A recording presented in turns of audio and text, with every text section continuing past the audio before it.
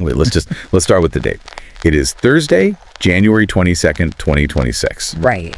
And if you're anything like me, you are probably just looking at the calendar, squinting a little, and wondering how.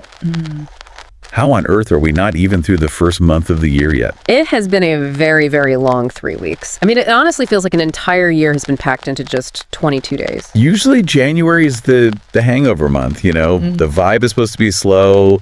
The news cycle is meant to be waking up, kind of shaking off the holidays. Yeah, talking about gym memberships, maybe some resolutions. Exactly. Dry January. But 2026 apparently did not get that memo. We are we're hitting the ground running at a pace that is, frankly, it's hard to keep up with. That is putting it mildly. I mean, if you just look at the stack of sources we've pulled for today's deep dive, and it is a massive stack, it reads less like a standard news briefing and more like the plot of a geopolitical thriller. Yes, a Tom Clancy novel.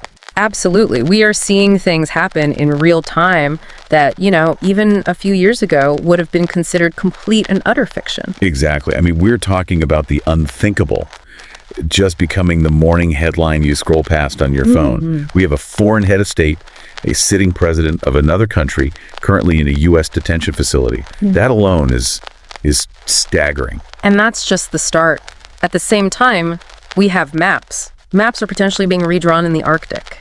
And the U.S. military has stepped into a brand new, very, let's call it a temporary role in South America. We really need to talk about what that role actually is, because the definitions are shifting right under our feet. And that's exactly our mission today. We've pulled together this stack of reports, articles, intelligence briefings, and a ton of analysis covering the foreign policy shifts and, of course, the domestic actions of the Trump administration in just these first few weeks of January 2026. Right. And the goal isn't just to list the headlines. You've seen the headlines. They're scrolling across your phone while you're trying to drink your coffee. Our goal is to connect the dots. That's the key. Because when you see Venezuela, Greenland, and Minnesota all popping up in your notifications on the same day, they feel disparate. They feel like random, chaotic events. Yeah. But our job today is to see if there's a through line. Is there a method here? Is there a pattern in all this apparent madness? And there is. It's about energy, it's about borders, and at the end of the day, it's about a very specific, a very aggressive projection of American power. So here's the roadmap for this deep dive. We're going to break this all down into 3 main pillars.